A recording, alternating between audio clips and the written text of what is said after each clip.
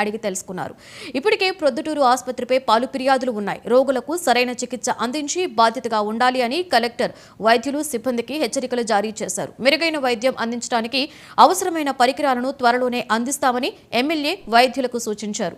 ఆసుపత్రి పరిసరాలను పరిశుభ్రంగా ఉంచుతూ రోగులను ఇబ్బంది పెట్టకుండా నడుచుకోవాలి అని ప్రొద్దుటూరు ఎమ్మెల్యే నంద్యాల వరదరాజురెడ్డి సూచించారు. మన చైర్మన్గా జిల్లా కలెక్టర్ గారు హాజరు కావడం జరిగింది. దాదాపు 1.5-1.75 గంటల సేపు మరి సంబంధిత అధికారులతోనూ మరి డెవలప్మెంట్ యాక్టివిటీస్ గురించి మాట్లాడుతూ మరి ఆసుపత్రి ఇంకా మెరుగైన సేవలు అందించాలనే దాని మీద వాళ్ళకు కలెక్టర్ గారు మేము కమిటీ అంతా కూడా వాళ్ళకు ఆదేశాలు ఇవ్వడం జరిగింది. ఇప్పుడు కొద్ది మేరకు ఏదో గైనికేర్లో కరప్షన్ ఉన్నదని, హాస్పిటల్ పరిశుభ్రమైన వాతావరణంలో కొంత తక్కువగా ఉందని, ఇంకా మెరుగైన సేవలు అందించాలనేది వాళ్ళకి మేము సూచించడం జరిగింది.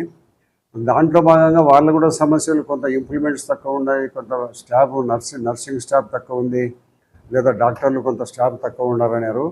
దాని గురించి వాళ్ళ సంబంధిత అధికారులతో వాళ్ళ వేకెన్సీ పొజిషన్ తీసుకొని మరి సంబంధిత అధికారులతో మాట్లాడి త్వరలోనే వాళ్ళను స్టాఫ్ను ఫిల్లింగ్ చేసేదానికి పూర్తి చేసేదానికి అవకాశం కలుగుతుంది. అదే మాదిరిగా ఈ కమిటీ మెంబర్లు, హాస్పిటల్ కమిటీ మెంబర్లు Badveli Srinivasulu Reddy, doctor Padmaja, doctor Varun Kumar Reddy, doctor Thyagaraja Reddy గారు కూడా ఈరోజు అటెండ్ కావడం జరిగింది.